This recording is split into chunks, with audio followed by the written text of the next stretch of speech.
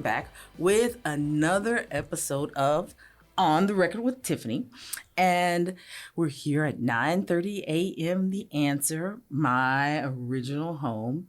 And we can be seen also on TAN TV, the African American Network Television, where we have a local feel with a global reach. And I have with me one of my favorite people and special guest, Luana Chambers Lawson. Hello. Hey, Luana. You want to tell my audience a little bit about yourself? Sure. Well, Tiffany is like my favorite person, quite honestly, quite literally. So my company is Tacit Growth Strategies. We're a management consulting firm that specializes in grant and proposal writing, impact investment strategy, and fund development. And we also are government contractors. Well, yes, that is what you do.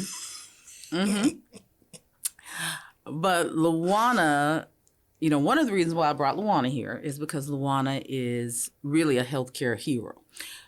Texas Kidney Foundation, when this pandemic began, like many other nonprofits, we found ourselves with 40% of our revenue gone. And we didn't know what we were going to do. So rather than cry in my Wheaties, I called Luana. I cried in my Wheaties a little too.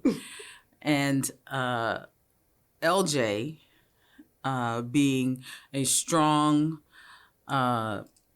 intelligent grant writer, project manager, and forecaster of what's going to, where do we need to go? She helped us sit down and figure out strategically what Texas Kidney Foundation needed to do. And some of that, there were hard decisions to make, but we got through it, and we're getting through it. And that's whereas 40% of the Black businesses in this country closed, we still remained open. And we're able to continue to serve the public and continue to further our mission, which is to stop chronic kidney disease. Now we have the largest public health initiative that has ever been done in a single county here in Bexar County, the 17th largest county in the United States, that will launch in January. And so I brought this lady here today because she has been in Forbes and in Oprah Magazine and all these different places in Voyager, Dallas. I mean, I can't name all the magazines, so I'm not going to try. But you just heard the notable ones. And to get a spread by Oprah Winfrey is not something that everybody can boast, and not something that many people in San Antonio can boast. And certainly not at 31, 32 years old. I mean, she's a kid. She could be my daughter. I said that I try not to say this because she's always like, It's like me with my students. Some days we just can't say kids anymore because the students be older than you half the time. It's like, no. I'm older than you. You're my professor, but I'm older than you. Got you for like 20 years. Like she's like our little Doogie Howser here. But that's how my husband refers to her when she's not around. My children refer to her as the GOAT, the greatest of all times. So my daughters just dance around singing LL Cool J's old song whenever they hear LJ talking. Annie and Ernie, those my girls.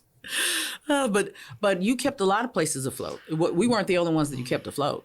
It was I'm glad you brought it up because it's one of those things, we were talking before we got started today about how women, especially, Black women, do a lot of investing in different businesses, nonprofit organizations, especially, and we don't talk about that as investment because if you look at the IRS definition of an impact investor or investor generally, a lot of us just don't have the wealth that we need to really meet the definition. So we end up just sort of, taking that as what it is, and we don't look to redefine that and really try to understand that that's what our generosity is.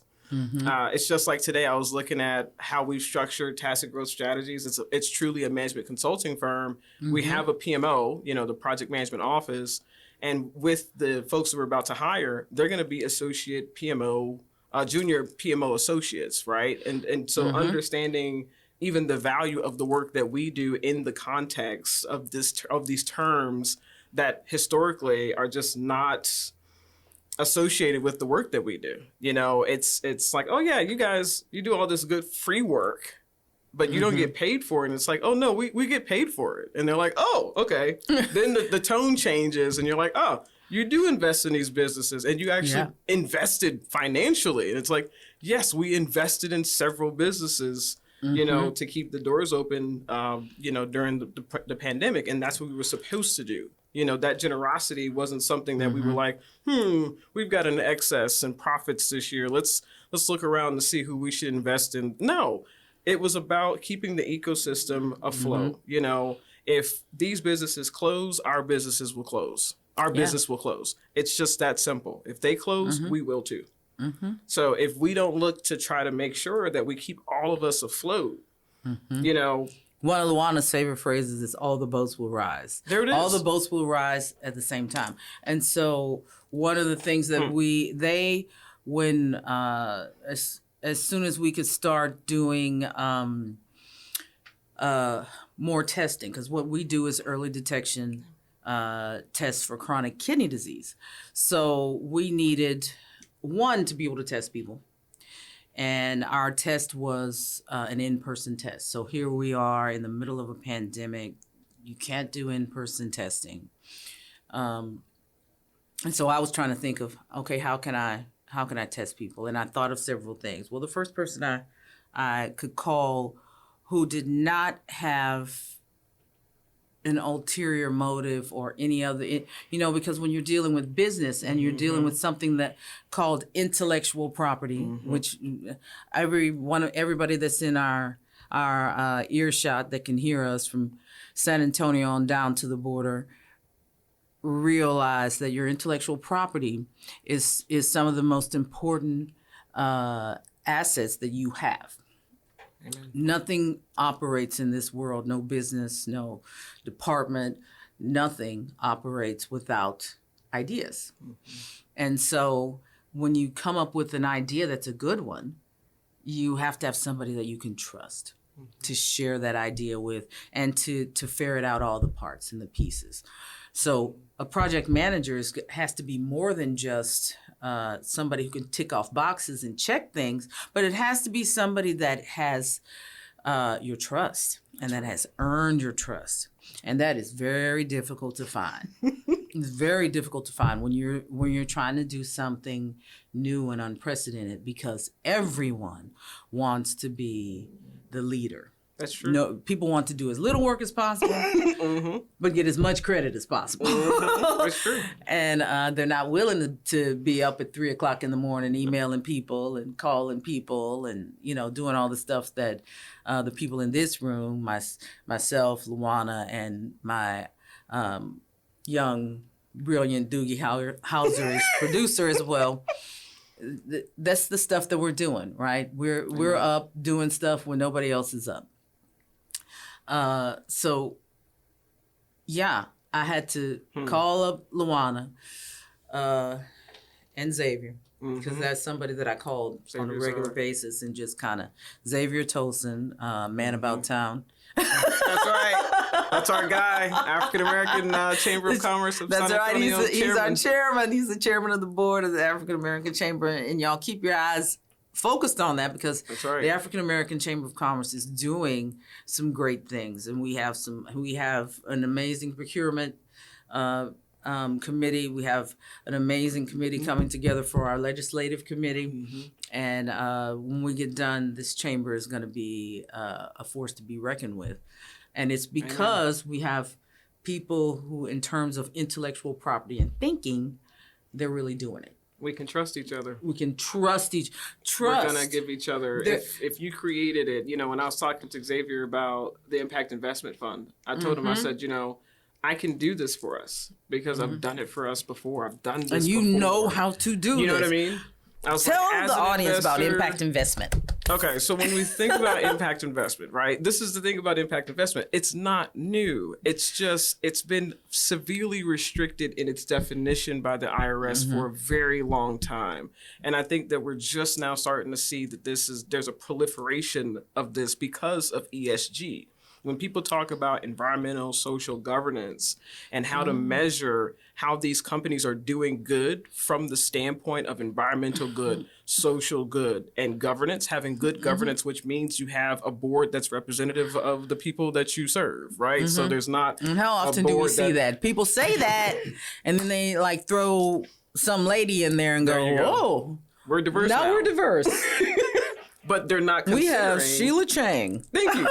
We're diverse now, Lived you know. experiences. And this is one thing I appreciate about our board and the South Alamo Regional Alliance for the Homeless. Between the the State of Texas Kidney Foundation's board and then the South Alamo Regional Alliance for the Homeless, we are able to make real impacts in our communities, because we have people with lived experience that we define and qualify what lived experience means. So that you can serve on the board and actually speak with that voice from that perspective. And then the same thing with our staff. We hire people who actually have those lived experiences, and that makes a huge difference. It makes a huge difference in your huge organization difference. because when people have lived experiences, they are grounded and rooted in your mission.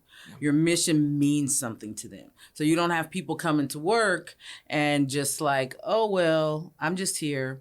When you're doing something as important as a nonprofit and you've decided to devote your time, energy, you decided to devote your time, talent, and treasure as a board member to it, then you need to be rooted in that. You need to have some sort of connection to it.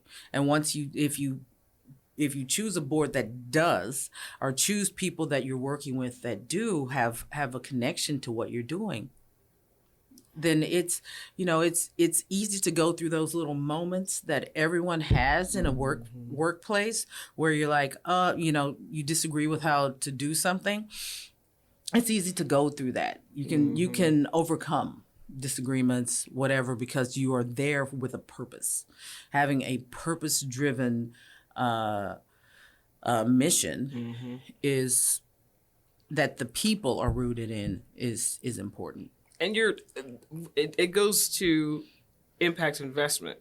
When you're purpose driven and you have a very clear mission, you have a mission orientation that's very palpable, it's resonant, and then you have finances tied into that, where now the understanding is that this fund that we're all responsible for is what we're going to replenish. That's what's the powerful part about the impact investment, right? Now it's not just talking about doing good, it's actually being able to do good with funds. And one thing about, being African American, especially here, we're going to always be under-resourced and under-financed. Yeah. So you have to have these impact investment communities which if you have, 10 people, for example, in there, you say, hey, we all want to do business. We want to stay in business. How do we do that? Well, if you give 1,000, I give 1,000, you give 1,000. Now we've got a pool. Now it replenishes itself once you're successful. So now you made that 10,000. Perfect. Bring it back into the pool, reinvest it, and let's do it again. So if you continue having those types of long-term relationships where it's not just about giving you the finances and then trying to get you into these financial literacy classes, now it's literally, we expect you to give back. It's an expectation that's not only tacit, it's not a tacit expectation only, it's hardwired, it's legal, it's contractual. You have a responsibility to continue to support other businesses like yours. So it's not just talk. And that's what I love about the Chamber, is that we're able to develop both an impact investment fund for those businesses who want that type of investment, and we're developing the micro grant fund where we already gave out micro grants this year, but we're going to do that on a rolling basis now because that is not to be replenished, right? Grants are, everybody wants grants. Right. If we give you a grant and we tell you what to do with the money, you satisfy the requirement, you're done, you don't have to pay us back, But the impact investment fund is a different vehicle. We're looking for partners. We're looking for impact investors. So, and I love the way you've grown the chamber. That the chamber is we've got the impact investment fund, we've got the micro grants, We've got the women in business. Yeah. I mean, we've got the legislative committee. Mm-hmm. It's growing. It's growing. And that's good leadership. Yeah. That's doing that. That's having Xavier. That's having you. That's having Lou. Yes. You know, that's having Elliot. I can't forget Robin. Elliot and Robin and Jay. and Jay. You know, that's having our crew there. Yeah, making Daphne. I mean, and everybody works together so well. And Tina, I didn't forget you, girl. I did not forget you, Tina Rice. We love you. Yeah. I mean, all of us together. Tiffany, you know. Yep, that's right. It's a beautiful combination of people who just really want to do better. And we all bring something completely different to the table. And that, you know, that diversity in thought. Mm-hmm. And diversity in age and in experience and in what we've done economically in the community. Luther. That is just, yep, I forgot Luther. Forgot about Luther, sorry. Luther Johnson. You know, that's how you strengthen a community. Is right there. That's how you come up with all the different ideas. They can't come from one person. Mm-mm. It's not just coming from one perspective, you know. And I love that you just jump in and just go for it, because even during the pandemic, when we, you know, each had sad moments, you just kind of lift each other up and keep going.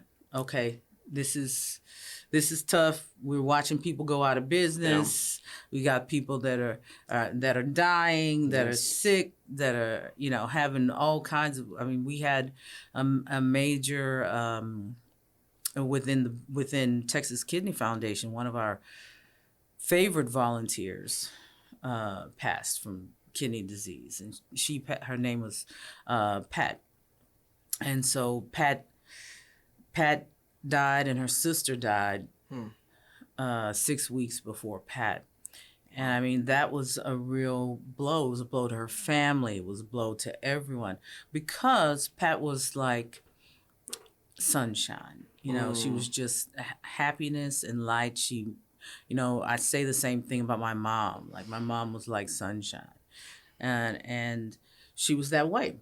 You know, she would come into a room and she, you know, Pat was visually impaired, and she just brought all the happiness with her, and taught people that they could live with a chronic illness and still have joy and still treat people well and not find themselves angry within what they're doing. Well, when you see that, that still lives in all the rest of us that experience that with Pat. And so when I felt down over that, and you felt down over your mentors passing, I mean, that was all of that stuff. We still had to keep the businesses going. We still had to keep the people that we were in close proximity with emotionally, you know, stable, because everybody felt like they were just drowning. Apart, yeah.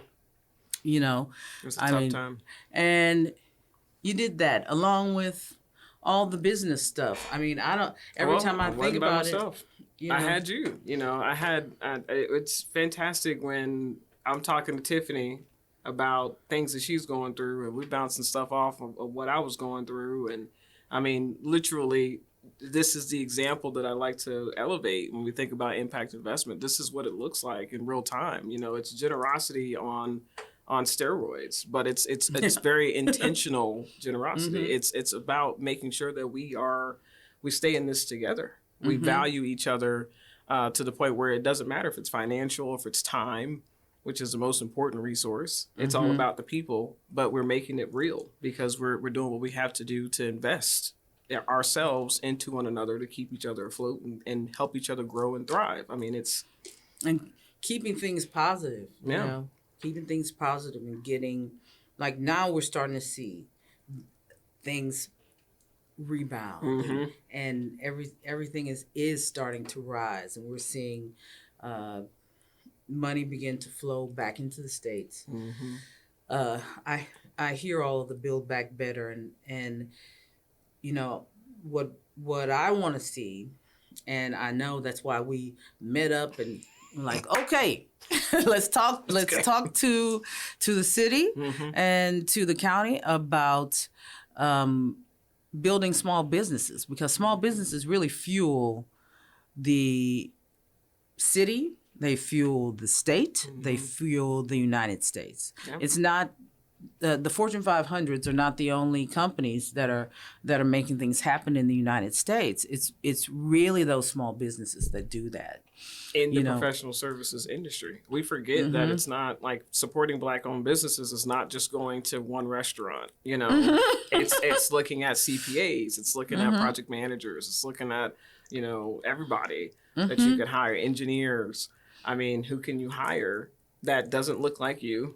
That helps to support another family, another community. And there are wonderful businesses, very competent, well thought out, well planned out businesses that are run and owned by Black women, Black men, poor people who have, we're all kind of in the same boat at this point. Trying to get ourselves back upright. And that's the thing that we want to see the city and the government do. We want to see them invest in the small businesses. Amen. Because small businesses create jobs. Exactly. They create jobs. And every time we have this discussion, like, and I hear all of the projects for all kinds of other things, I'm happy for us to have a beautiful city. Like everything, I love San Antonio. It is one of the most beautiful places in the state of Texas. Yeah. But there's nothing more important in San Antonio than the people of San Antonio. There's not a tree, there's not a flower, there's not a building that's more important than the people of San Antonio. So when we're talking about an investment in San Antonio, an investment in small businesses, in people trying to achieve the American dream, Amen. That's worth us putting our time and money into. As if we're building back the country better, build it back better with the people that have given their lives to this nation. We've got veterans who could use small businesses. We've got veterans who have dreams and goals, and since they've spent their lives fighting for this nation, and given time for us to have the freedoms that we have, and for us to even have a country to build back, then they should be given some priority here. When we're having this discussion over and over again, what should we do with this $200 million? Let me tell you, invest it in Americans. That's what we should do. That's a thought. Crazy thought. Invest it in Americans. Your most precious commodity, us, the people of this country. Invest it in us. I mean, every time when I was thinking about, okay, today's segment, what are we going to talk about? Americans. That's what we're talking about. God bless America. I mean, really, being born in the United States, we're ahead of 2/3 of the world. Amen. Being born Black and women in the United States. Wow, big time. Like, this is a blessing to be here. So, I love what we do here in this nation and the opportunities that we have.